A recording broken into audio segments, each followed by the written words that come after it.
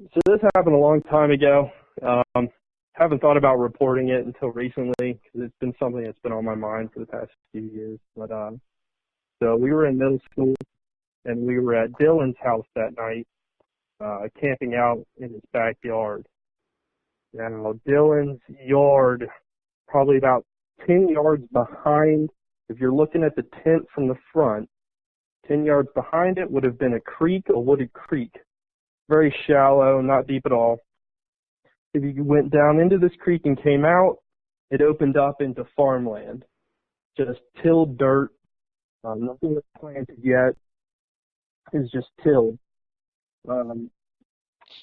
Probably 10 yards to our left would have been a drop off into the Ohio River. And then about 20 yards, 25 yards to our right was the very edge of the tilled farmland. And that was just grass. It was just dirt. The grass was maybe 6 inches tall at most. There was no trees. There was no obstructions whatsoever. It was just flat land for the most part, 20 yards to our right. Okay. So we were camping out in his backyard come 1, 2 a.m. roughly. He said, let's go out, let's explore a bit, get into the woods, see if we can find anything. So we were like, okay, whatever. We're in middle school, 13 years old, no problem. We got a stick. He tied an old T-shirt around it. We put lighter fluid on it. We lit the torch up, and we went down into the creek and came out into the farmland. We hugged the left side of the farmland where the drop-off to the Ohio was, and we were just walking probably 30, 45 yards into walking straight along the Ohio. We came across a bamboo patch in the middle of this farmland. Mm-hmm. At this point in the night, we ran out of logs to light the fire we had going in a 50-gallon drum. The bamboo patch was roughly center of this farmland, a little offset to the left towards the Ohio. I had a flashlight, the older flashlight, heavy duty. The lens was probably the size of a bowl. It was a very big flashlight, took huge batteries. Yeah. Dylan and Kyle were carrying the torch. At this point, the T-shirt had burned off of the stick, and they no longer had light, so I was the only one carrying a light. When we got to this bamboo patch, the flat grassland off to the right would have been 15 to 20 yards off to the right. That's the way it was centered. They said they wanted to pick out some bamboo, see if they could get some bamboo out of the ground, and see if it would light so we could have more firewood for the night.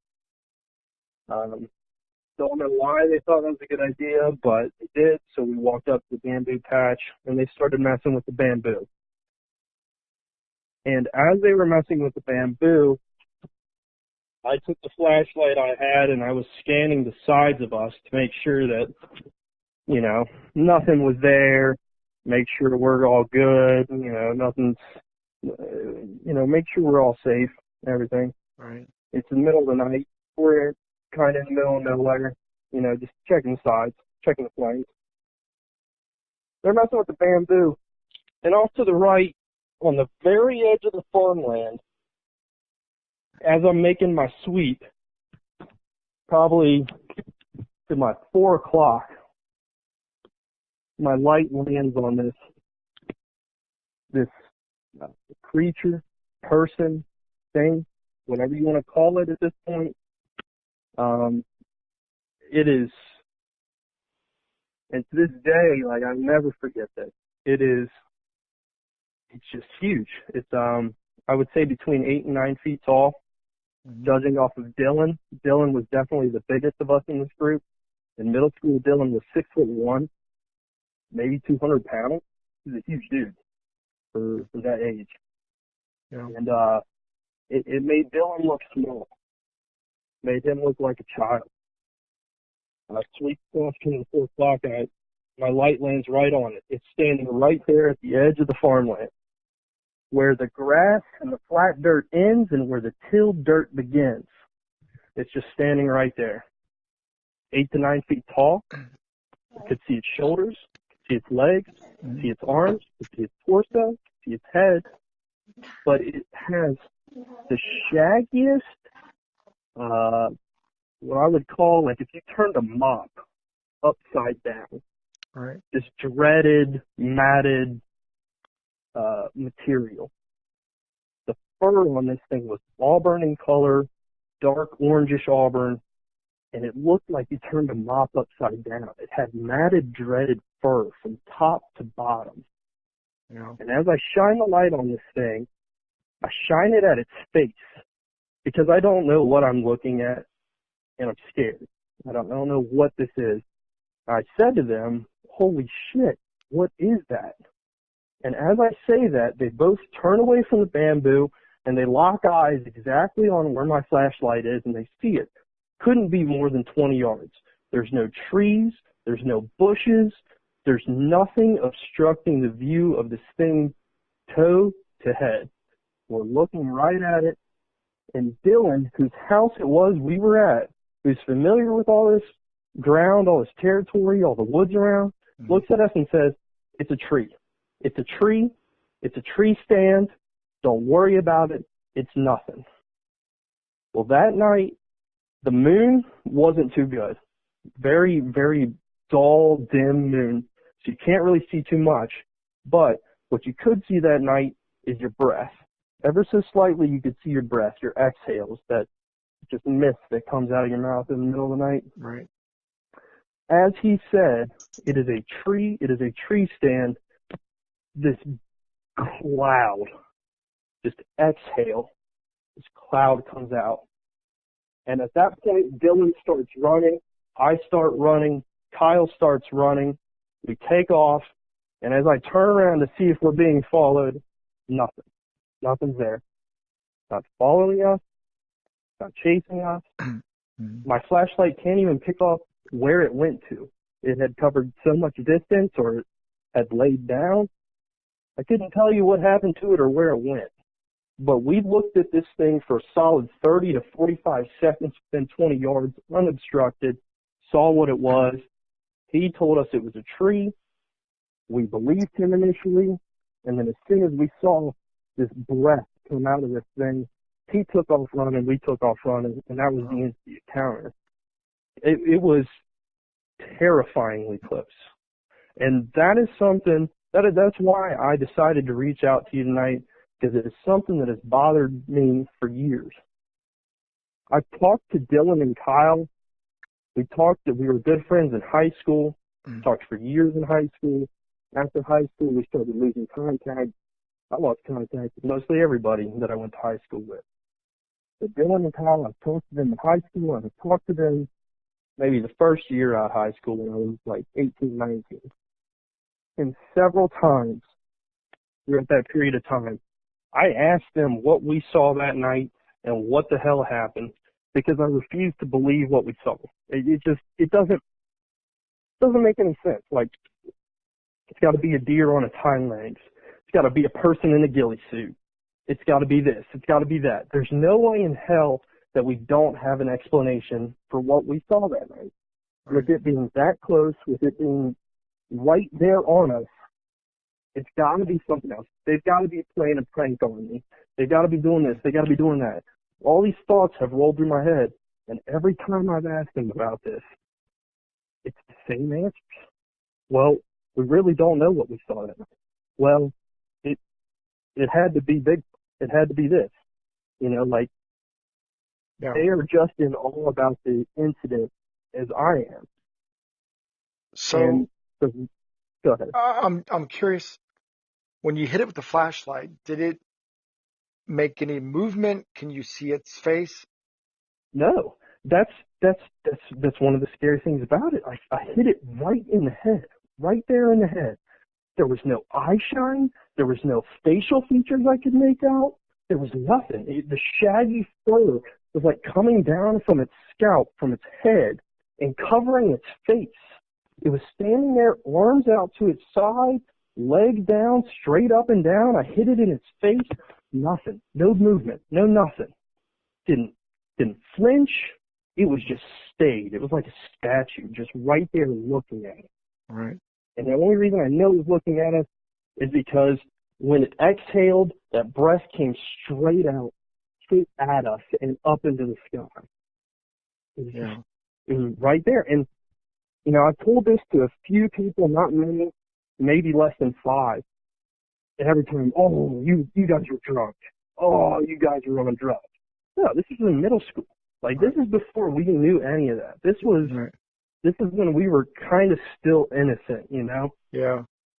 You know, we weren't influenced by any substance this night. We were innocent, we were young, we were camping out in his backyard, and we had this happen.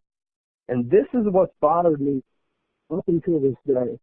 And I've developed this thought process over the time I've thought about this. And it's like, this thing, whatever it was, regardless if you want to call it Bigfoot, I can't tell you what it was because I don't necessarily want to believe that it was Bigfoot. You know, seeing something like that that's inexplicable, it's hard to come to terms with, is that a creature that big, something that big, you know, 7 foot plus, 8 foot, 9 foot, I'd say it was between 8 and 9, something that big, that heavy, shoulders so broad, was utterly silent, didn't make a sound. We had no idea that it was coming up next to us, less than 20 yards. Granted, maybe you wouldn't hear something that big coming up 20 yards away, but we didn't hear it. We didn't see it. We didn't smell it until it was right there. And the thing that bothers me the most about that is it stopped right where the farmland started, right where that tilled dirt started. Our feet were going down in that dirt. You could see every one of our footprints that we had made that night, walking from the creek to that bamboo patch. Every one of our footprints, every one of our shoe prints. And that thing stopped right where its footprints would start. Yeah. It was almost like it was stalking its prey, and it went right up to the point of no return. It's almost like it was intelligent, and it knew that if it stepped on that dirt, its feet would be visible, right. Footprints would be made, and it just stopped. Yeah. And I never thought about that for years until recently, and that scares the living hell out of me, man. Yeah, they're intelligent, and most of the time, they won't move. They'll stay still, and hoping you think it's a tree or a bush, and that's what a lot of people say. They don't even move. They know if they move, they're going to definitely give away its what its location and identity. So they're very patient. I mean, they'll stay there and wait you out, and you happen to get lucky and hit it with your light. Now, why it was standing there, I don't know if that bamboo patch, if it was big enough to provide shelter for it, or another one. I mean, or maybe it was just curious, checking you guys out. You know, it was kind of risky of it to do that, to get out there in the open like that was very risky. Right. And that's really all I could think of is like, why would it introduce itself to us if we didn't pose like, not necessarily a threat, but like a caution? We were a giant fucking red flag out there, you know? Like we came to that bamboo patch and maybe there was an infant in there, or that's right. where it lived, or this or that. There's no reason to walk up on us like that. But it did. And I would assume it did exactly what it meant to, because we were terrified. We ran straight into Dylan's house, and I would think that we were terrified enough that Dylan's mom believed us, because she grabbed the shotgun, racked around, and walked down outside and searched the premises.